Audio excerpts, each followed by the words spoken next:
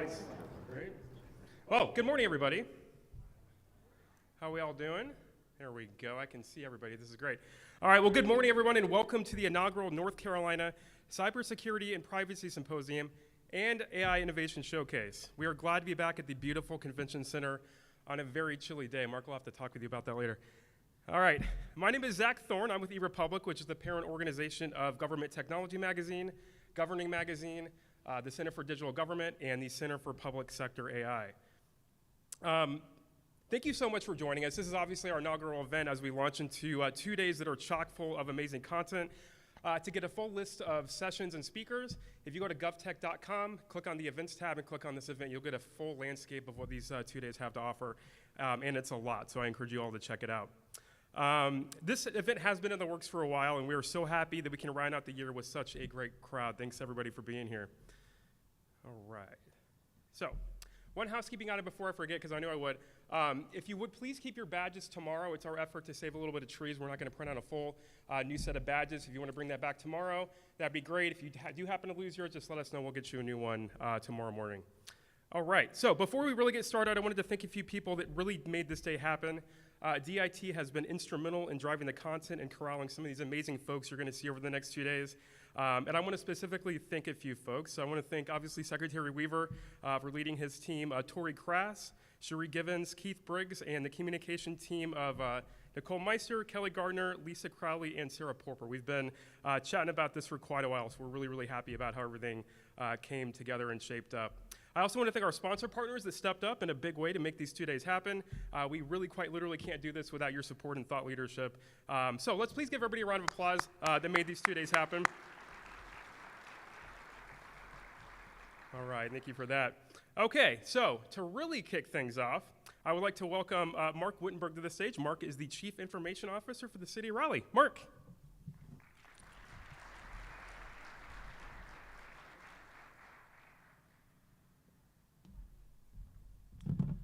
Let's also give a big round of applause to Zach and his team for putting on this wonderful conference. I think it's going to be an amazing day. So thank you, Zach and team.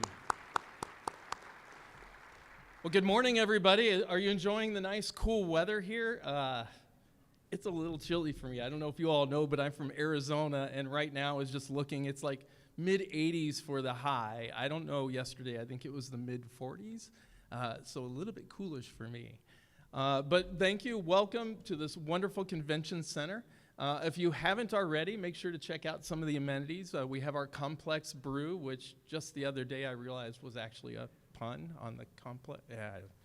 My wife says if you have to explain a pun, it's just not funny. Also, I don't know if you know, but we're going to be expanding the convention center, so very excited about that, moving the Red Hat Amphitheater, and then going to be expanding the space, and then also getting a new hotel. So very excited about what's going to be happening here. But today, it's all about AI, cybersecurity, and privacy. So day one is going to be about demystifying AI, which is really easy, because if you just ask ChatGPT to demystify AI, ChatGPT, and we like to call ChatGPT Bob. Bob will just give you an answer that's perfect, will demystify everything. It's perfect. Just ask it. But really, it's about the people. So for a lot of you, maybe today is your first kind of step into this technology and demystifying this technology. But I think it's important for us to really understand what this technology can do for us, and then what are those fundamentals that we need to have in place. For example, we just started training AI use and using generative AI in your daily life, in your work, and it was very interesting because guess what we discovered? People were already using it. Here we were thinking people were waiting for IT to say, here it is, right? No, what we found is people are already using it. So the train's left the station. So we need to make sure that we've got our people, the skills necessary to be able to utilize this transformative technology. What lays at the foundation is data. You know, we need to have our data house in order to be able to fully utilize this technology. If the data is wrong or biased, guess what? The results are going to be biased and wrong. So we need to make sure that we've got our data house in order. Today you're going to hear a lot of use cases. I think it's going to be fabulous to hear what others are doing. I really encourage you all to learn from others. I'm very excited because as part of demystifying AI, I understand that the state is going to be talking about Scooby, so I'm hoping that they're bringing the Mystery Machine today. And then policy. I think we're also worried, like, how do we put policies in place in order to be able to govern this and make sure that we're doing this in a safe manner? Tomorrow is going to be all about cybersecurity, privacy, and around AI and its uses there. And I know for security people, I think this is an opportunity, but it's also a risk. And so we need to understand, what are the opportunities? How can this help in our daily lives? How can we use this technology to be able to help the community and those we serve?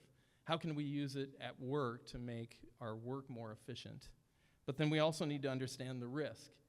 One of the big things I think of as far as a risk, we're all worried, like, how are we going to use this technology and how are we going to do this in a manner that is responsible? Do you think the bad actors are really worried about responsible use of AI? No. So they're already using it. They're already ahead of us. We need to make sure as a group that we're staying ahead of it as well. So as you go through the next 2 days, I want to just throw this out as 3 things I would hope that you can take away from the conference. First of all, humans fear what we don't understand. So as we start to demystify AI, hopefully that fear will also kind of go away. You'll start to understand how the technology can be utilized in a responsible manner and how we can observe from others those use cases. Security and privacy really starts from a good, solid foundation. That's the second thing, is that we need to make sure we have that data house in order, that we're ready for the technology, that we have the basics and fundamentals in place. And then the third thing is that I was talking about the bad actors, but here today, this is our opportunity to network, to talk with people, to meet somebody new, to listen to what others are doing, and to learn from those people. So I would encourage you, please, meet somebody new today, listen to others, and then talk about what you're doing so we can all learn from each other. So last thing I would just say is have fun. This is going to be a fun 2 days. We're going to be talking about AI. We're going to be demystifying it. Cybersecurity, privacy, those are all very fun things, at least in my opinion. So have fun today. Appreciate you coming, and thank you very much.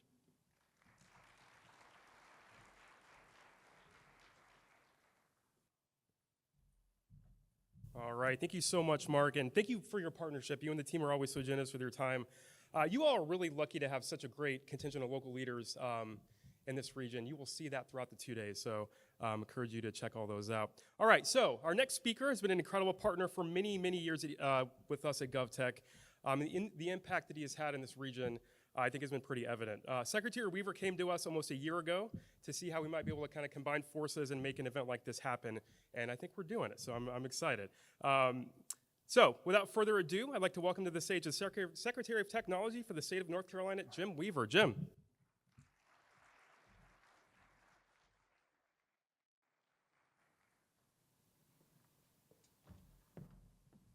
Mark, let me start by saying I think you and I have a different definition of fun. I never thought of a cyber insecurity incident as fun. Well, good morning, everybody. Hey, before we get started, how many in the room are from local government? Put your hands up. Outstanding. How many are from state government? Oh, wow. And how many of our corporate partners are here in the room? Oh, that really got small. Well, that's fantastic, and I think the beauty of this is Mark's comments. And Mark, again, sincerely, thank you for your comments to open us up and to really start talking about the collaboration and partnership that does exist, not only at the city, at the county level, and as well as the state level. And now that he's walked in and I can dime him out, also like to take a minute to recognize our public sector CIO of the year, as NC Tech voted on. So Mr. Feldman back there, Wake County CIO. So give him a round of applause. As Zach said, this was an idea a year ago. Then it's that thing, AI became a little bit more prominent. We were trying to figure out how to do an AI showcase as well, and it just made sense to do a logical fit here of If you think about AI, think about cybersecurity, privacy being that bridge, data being that bridge. And so we decided to try to combine a lot of things into the proverbial 5-pound bag. So I'm thrilled with how it turned out. I want to thank Zach and his team for all the hard work in trying to make this happen. More importantly, to our corporate sponsors that are out here in the room, thank you for coming and helping us pull this off and making it successful. We appreciate your partnership, and we look forward to the next couple days of dialogue and discussion. You know, we've been doing AI for how long already, right? 40-some years. AI is not new to the state of North Carolina. North Carolina state government's been doing AI for some time as well. What is new to us is generative AI and the power that generative AI can bring into the process. As Mark alluded to, it's about data. And here at the state level, we have a number of initiatives underway already to try to really hone in and get our data right. We can't boil the ocean. You can't fix all the data problems. But as we look at the use cases that our agencies are bringing forward, equally important in that conversation is what are those data sources? What is the status of that data? What is the data classification associated with those items? And what can we do or what do we need to do to go ahead, and I don't want to say fix, but to mitigate any perceived issues that may exist there. And so here in the state of North Carolina, we have formed an AI work group. So from DIT specifically, we have Tori Crass as our Chief Risk Officer. We have Keith Briggs as our Chief Enterprise Architect. Christy Burris is our Chief Data Officer, and then Cherie Gibbons is our Chief Privacy Officer.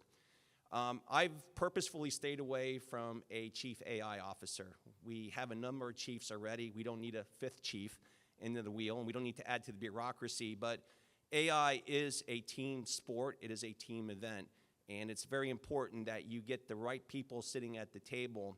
And what we're really trying to work with our agencies on is to bring the business component into that discussion. Generative AI, although it is a technology initiative, it is about the business. And so we need to be working very collaboratively, very closely with the business partners in our respective agencies to better understand what it is they're trying to do, what are the outcomes they're trying to achieve, and then get them to yes. We're not here to say no. Generative AI is here. It's going to be here to stay. And if you go to Gartner, if you listen to some of the top research companies, there's 2 races in effect right now. You have the race of the technology, and you have the race of the adoption. Folks, we control the race of adoption. And so how we go about this, how we implement this, how we derive the benefits for North Carolinians is extremely important for our outcome and our success. As you all know, you get it wrong, and the trust is gone. You know, I talk a lot about it, hear a lot about it. I'll call it intelligent bots, but basically how we engage a little bit differently now, leveraging bot technology with the citizenry of our state. And the question I like to ask everyone is, what is a point in time that you're comfortable with the response? Does it have to be 100%? Can it be 30%? A human answering a call center call, are they right 100% of the time? Probably not. But for some reason, if we're talking to a person, we're more inclined to accept that answer, whereas if we got a response back from a technology component, well, that IT system sucks, right? It doesn't know what it's doing. You guys are all, it's the same type of concept. So we kind of have to humanify this a little bit. We got to put some, a face to generative AI, so it's not this magical, mystical thing there, like the magic 8-ball shaking and an answer comes out. Sometimes I feel that's what ChatGPT is at times, but we have to sit here and take a look at how we do things a little bit differently. One of the things that I've seen in my conversations is really around prompting. How many of you, and I was glad, Mark, you talked a little bit about training. How many have ever sat down and done a prompting class? Very little. How you ask a question matters. And it's amazing how you can have a group of people sitting at the table ask the same question 8 different ways and get 8 different responses. And so that was really eye-opening. And we did an exercise with a professor from Harvard on prompting. And you got to pick your tool. I used ChatGPT. I had a colleague of mine from Arizona who was using Gemini, so it was different tools.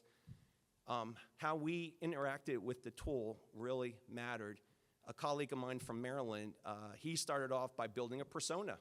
I am a DOT engineer in the city of Boston. I am looking at this problem. He never once asked a question. He had like a whole paragraph there of building a profile, a persona. Okay, I got a big mouth. I don't know what happened. Power just went out. Or is that Zach's way of saying, Jim, get off the stage? But anyway, as we were going through this, he spent, like I said, an entire paragraph of building a persona, a profile. And then the responses he got to his questions were radically different than the responses that we were getting with our very basic questions. Prompting does matter. How you ask questions does matter. And we actually did catch where ChatGPT came back with an incorrect answer and caught itself as well. So do not lose the human in the loop in this process. Make sure that you are looking at the outcomes in the work. The other thing that we found interesting is the HR impacts. There's going to be downstream consequences when we start looking at this technology and how we're leveraging it. There was a number of examples of, if you think about a call center worker who's inexperienced versus someone who is experienced, the leveraging generative AI, that inexperienced worker very quickly can now handle the same workload as the experienced worker. From an employer perspective, it sounds like a win. From an HR perspective, you now have an experienced worker who's sitting there saying, wait a minute, I got all these years of experience and now you're compensating me at the same level as this junior worker. And so those issues are starting to come up. Another interesting issue was time savings as well. Gartner had predicted that about 45 minutes of everyone's day is being saved on leveraging generative AI if they're effectively using it. The thing is that the workforce is not giving that time back to their employer. Is that an issue?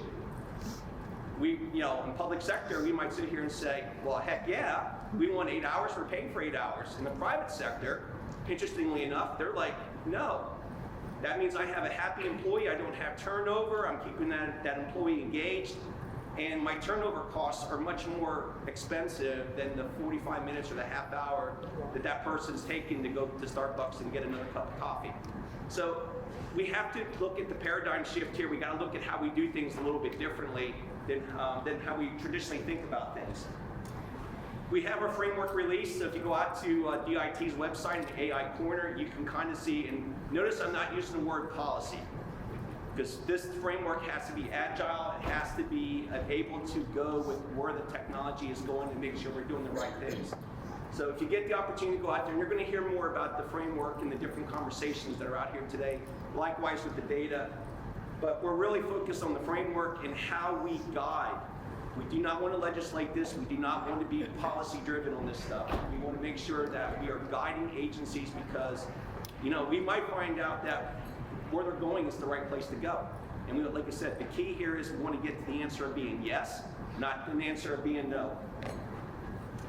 So again, network today, learn from each other. We do have a very robust lineup. You're going to hear some great use cases. We really want to kind of focus a little bit on innovation. Right? What are we doing from an innovation aspect here in the state around generative AI? And so I hope you have a very good, productive day. Thank you for coming. Please network with each other and look forward to the continuing collaboration. And on that, I'll say thank you, and I pity the next person who's coming up here.